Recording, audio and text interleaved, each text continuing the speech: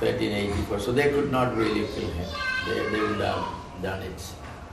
But the lowlads are going around and preaching in hundreds, hundreds, and the whole England was really filled with the biblical teachings, and a lot of people were coming to the truth.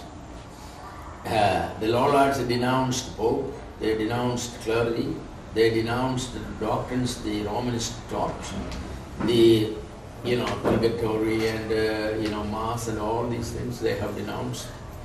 Besides, they practiced poverty. They acknowledge that Bible is the only authority for faith and life. Traditions have no value, they say. Traditions have no value. Of course, the Roman Catholic Church teaches that Bible plus traditions plus the ex cathedra declaration pronouncements of the Pope. These are the three sources of truth. And among the three, which has the greatest power? The popes. The popes have the greatest. The Pope can set aside any teaching of the Bible. All that needs is a declaration from sitting on the throne of Peter and say that homosexuality is not sin. It ceased to be a sin. Divorce is not bad or sin. It ceased to be a sin. And they can make sins or they can delete sins. So that's sort of. Second is tradition for them. Bible is the last. But the interesting thing is, which is the oldest tradition in Christendom? The oldest traditions in Christendom are found in the New Testament, because there was no book written in Christendom before the New Testament was written. No Christian literature is found older than the New Testament. The earliest Christian writings came after the Bible, like the Didache. They came after the Bible.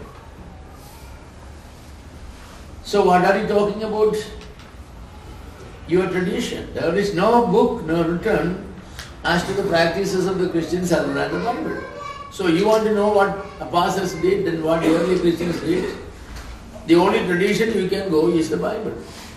What did they do? And Bible was written, in the first century itself. And so any tradition that came after the Bible was written, what value that has? It has no value. Because what is written cannot be undone by what is not written. So these people, they questioned the validity of the Roman Catholic teachings and the authority. The preaching of the lowlads all over England turned the people against the clergy. That's the sense. Sunday the clergy came to preach, but people have heard the lowlads preaching 6 days of the week. So when they went into the church, they heard heresy. The people understood what the Bible teaches. So you can just think about the difficulty these priests were facing. They are really faced. Finally, the Roman bishops and clergy influenced the political rulers and the church to pass a law that allowed them to burn the heretics. That's what the bishops and the clergy got together and appealed both to the political leaders, that is the kings and the princes, and also to the Pope, that authority must be given to these priests and all to try these people and burn the heretics. Well, many lowlads were burned on stakes.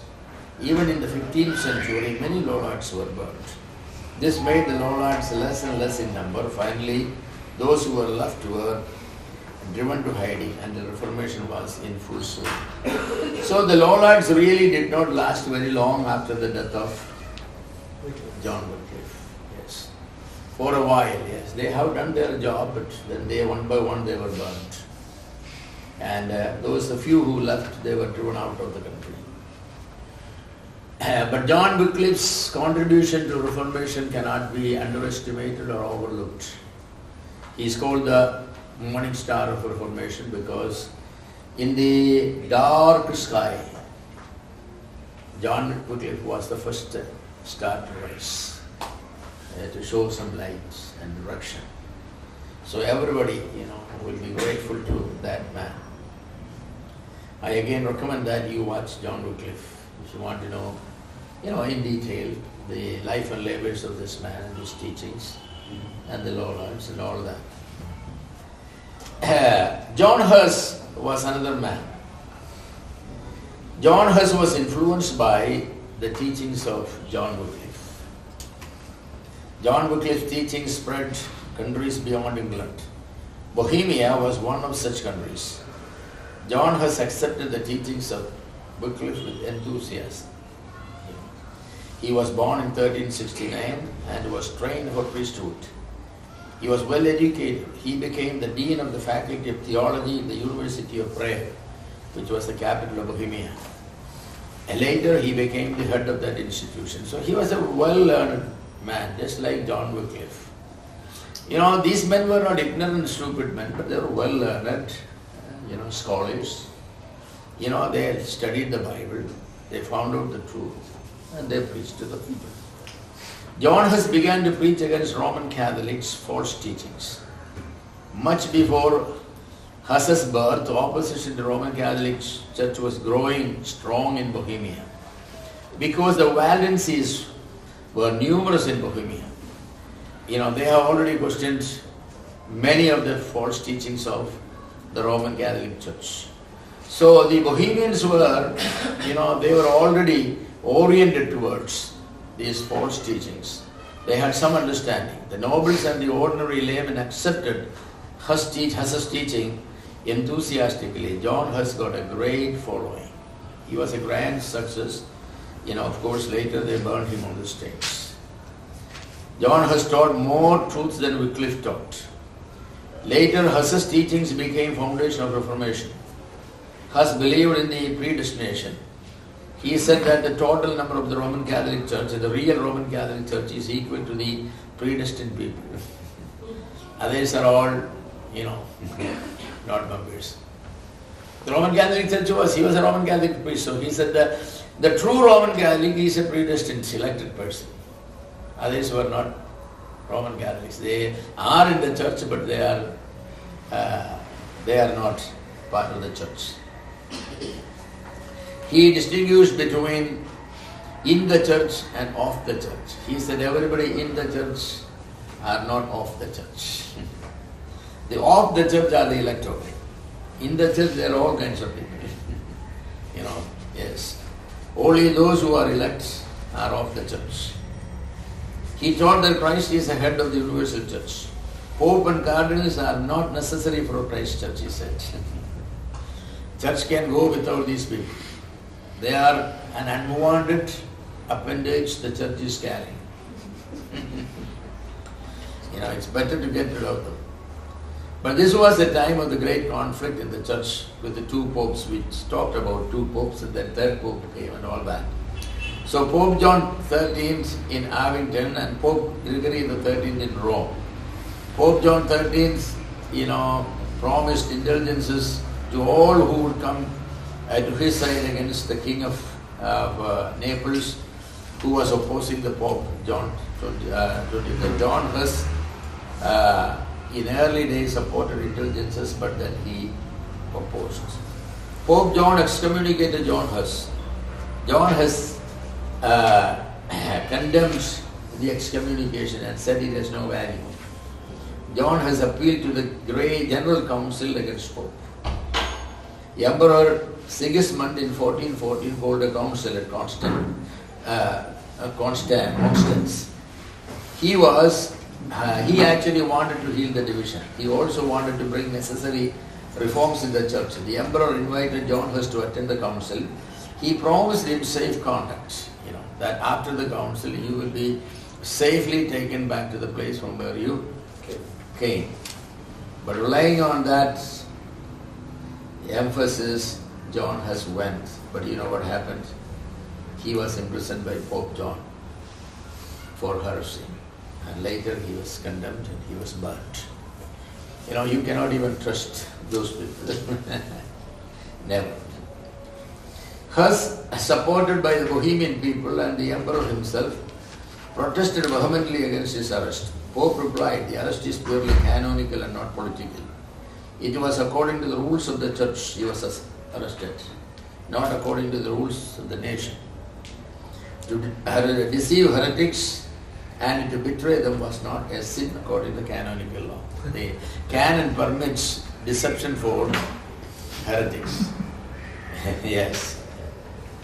William Tyndale was arrested like that. You know, William Tyndale was arrested by a young man called Philip. Philip was recruited by the cardinal, promised him, a great position in the church and forgiveness of all his sins if he will go secretly to Germany where Tyndale was. And then he went there, found out, and then pretended to be a very friend who wanted to discuss something, and then took him out for lunch one day outside, and were there. His people, took him by force, and then taken back to England, and he was burnt on stakes. So that's never a sin. So that means the Roman Catholic Church come very close to the Muslims, for the Muslims also to do anything to cheat the heretics for them, anybody who is not a Muslim, it's not a sin. You see, Bible teaches contrary. Love your enemies. Pray for them. Be honest always to everybody. Let your words be yes means yes and no means no. So Pope's words didn't have any meaning. He promised that protection would be given. But then Pope said that it's not a sin to violate those promises because he's a heretic. The shame, isn't it? Yes, John Hus was left in prison for more than 8 months without giving him an opportunity to defend his case. He was taken from prison to the cathedral in Constance. There on 6th July 1415, in the presence of princes, bishops and the emperor himself, he was degraded, putting on him dresses of lower orders until he wore the cloth of an ordinary man. Then finally they put upon him a cap, paper cap, on which was printed the pictures of devil. And then there was a writing, here is the heresiarch. The heresiarch. So they do that, they humiliated him like anything. Said that he slept on the concrete floors. He was not even given, a blanket in the cold season. He was persecuted, was not properly fed, nothing. But John has never decanted. He was led from the cathedral to the city gate, where he was tied to a stake, heaped firewood on it, tied him with cords. Those cords were thoroughly soaked in water because they won't burn before he will die. The wood was kindled, flames lit his body, and John Hus was burnt down as a martyr. Think of those days. When I watch some of these movies, it's very interesting. The bishop, the cardinal, and all the nuns and all these pious people who stand around this man being burned, and when they set the fire, they will all say, they will make the cross many times. I mean, they do it very religiously, very prayerfully.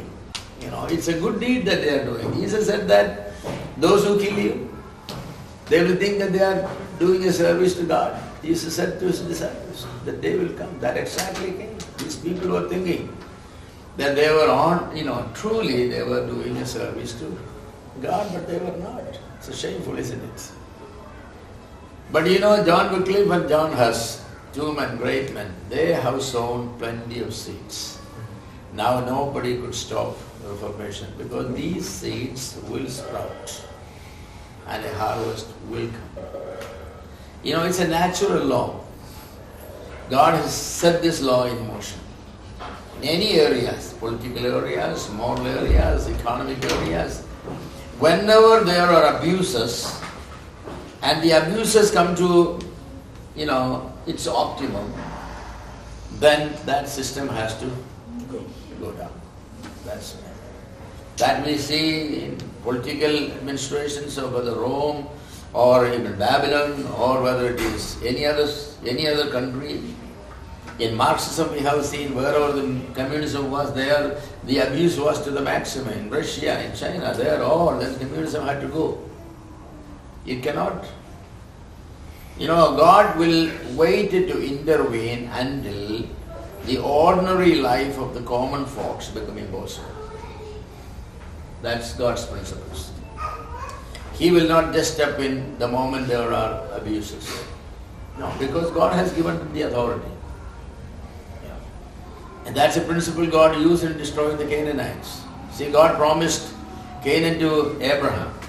But why was 430 years delayed? Because God said the sin of the Canaanites is not reached its stage where they can be destroyed. For destruction there must be a valid reason. And God won't do anything. They will do that. Naturally they will do it because they are on the way. They are going down. Few more feet to go before they will will be. So God will wait. So it took another 430 years for the 7 tribes of people of Canaan, to mature their sin. Then it was right for God because they have gone too far. Now there is no return. You deserve to be destroyed. Yes, that's the way. That's true about Egypt also. In Egypt also. You know why God has to perform 10 miracles in Egypt? Why can't God do the 10th one as the first one? No, plenty of opportunity must be given for self-correction. Plenty.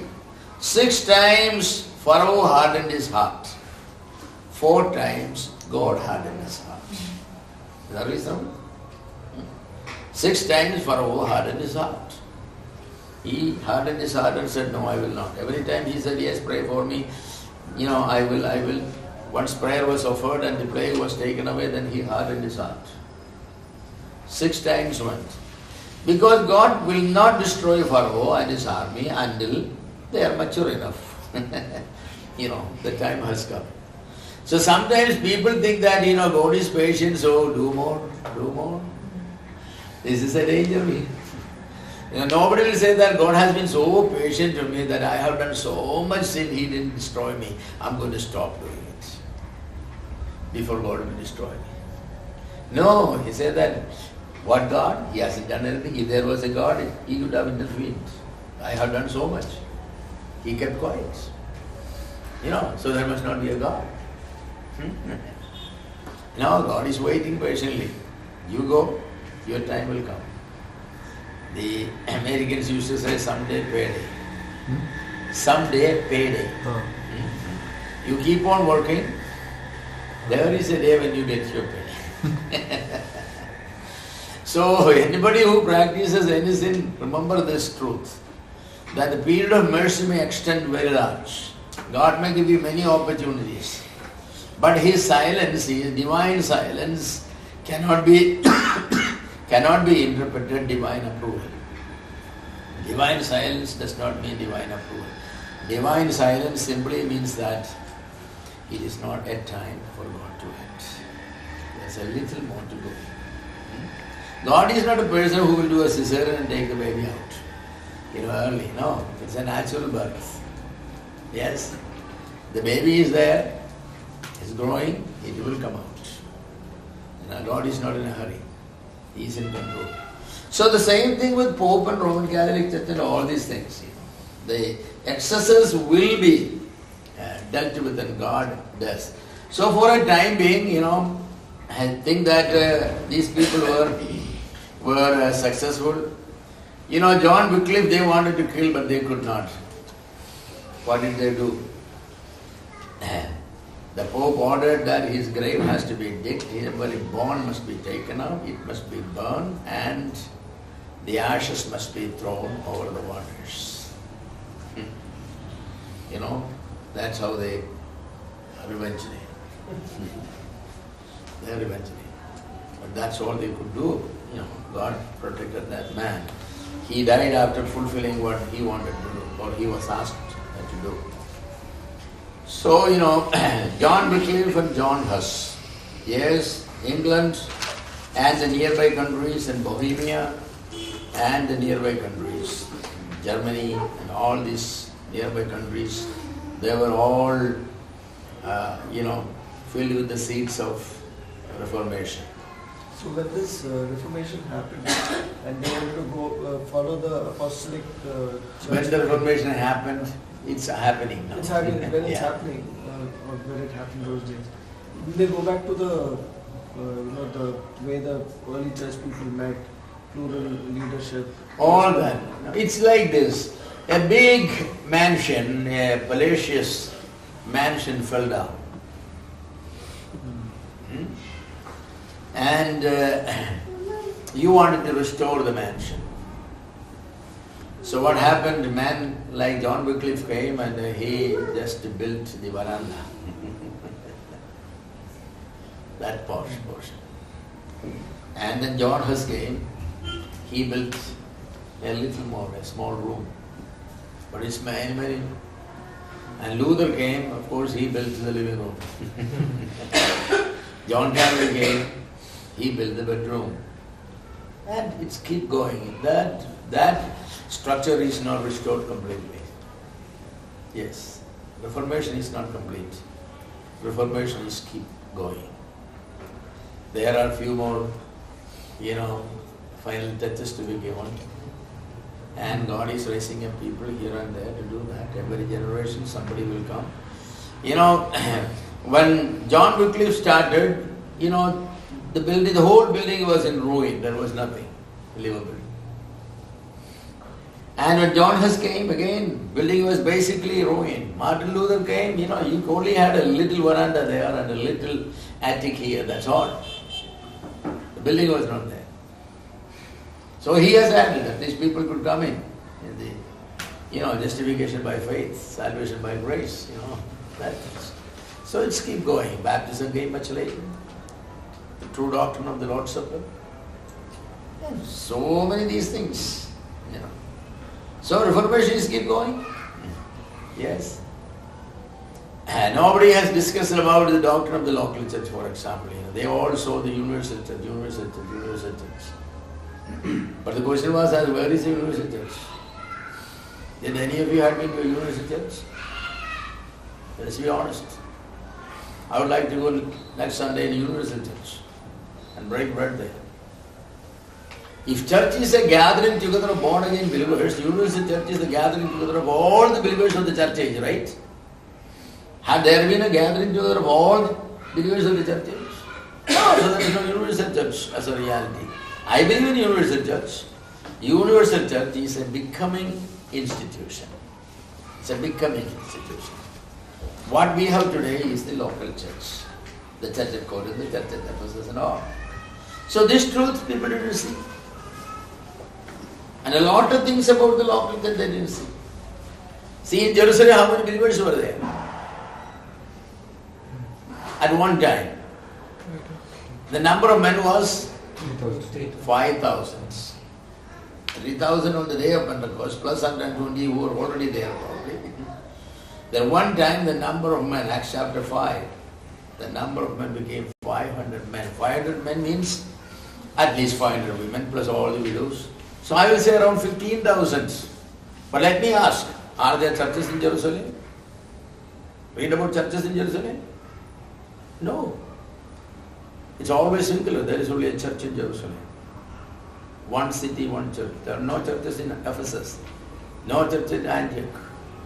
No churches anywhere. The local church means it's not that you meet in a locality, but in that locality you can have only one church. Because Jesus Christ has only one church, that truth is conveyed to the world by all believers in a given locality meeting together as the church of that. The Jerusalem church had many meetings. They were all meeting in 15,000 people were not meeting in one house or anywhere. They were meeting in different houses for breaking bread and all. So I think that there was a meeting in the south side, north side, east side, west side, center side, this side, that side, and all that they had meetings, but there was only one church. All the elders were common, all the funds were common, So they had common gatherings where the apostles or the mighty teachers of the word will teach.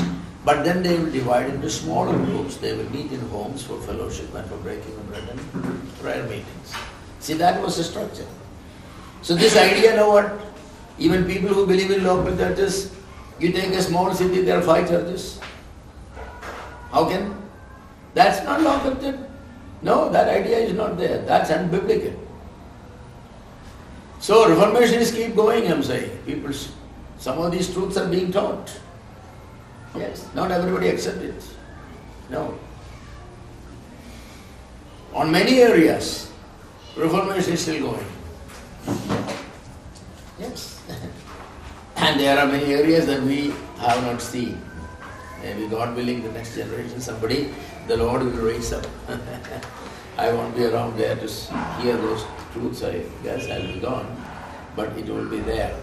So John Hus and John Wycliffe, 2 names, don't forget.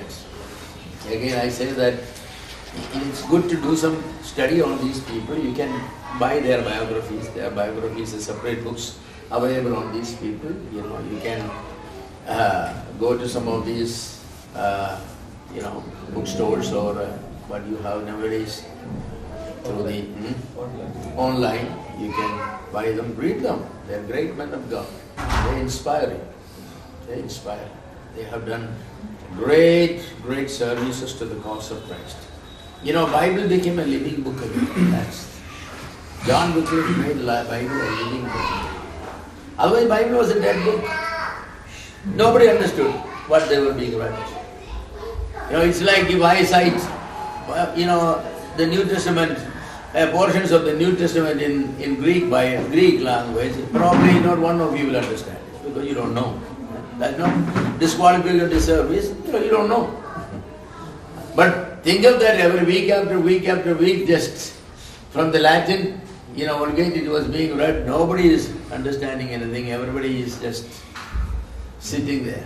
John Wycliffe made Bible a living book by translating that into English so that people could read the book. And the Lollards went around preaching the Bible. So they don't know, they now know that, what the Bible teaches, what is said in the Bible. Otherwise nobody knew, So great service, John Wycliffe and John Hus. John Hus actually gone beyond John Wycliffe. John Wycliffe emphasized the Bible and certain teachings, but John Hus came forward and he questioned many more areas. And so he was a great man. John Hus was a great man, great mind, these people were. Pope and Emperor wanted to heal the division in the church, the Orthodox and the Roman Catholic. They really wanted to. There are many reasons they wanted. Last week I said that, Pope wanted to establish his authority over more areas. He was not satisfied just being called the Pope of the Western Europe. He wanted to be the Pope of the Universal Church because he realized that the people in the Eastern Europe are also part of the church. So that means if he is not the head of the vicar of the eastern part of the universal church, then his power is limited. So he wanted to establish that. But he just cannot go and say that I want to be the Pope of all the universal church. So that he cannot say that. So he wanted to say that, hey, it's not good for us to be divided. We are Christians. We need to be, united. So sometimes a good thing can be done by a man from a bad motivation. Many people will say good things. It sometimes taken an extra sense to know what was the intention of that one. Some people are able to know that. They say, yeah, I know what you mean. I know what you mean. What you want. So what the Pope and the Emperor, they together called some of the councils. 3 general councils were called. They had 2 purposes one was to, actually they had 3 purposes in these councils. One was to heal the division. The second was to bring some reform in the church. Because they already begin to feel that if we don't do something, something is going to happen. Why? Because John Hus and John Wycliffe was, told the people too much about the evils that are going on. So if we don't do something, then we cannot keep the people inside. They're going to rebel. So before they rebel, let us do something. At least for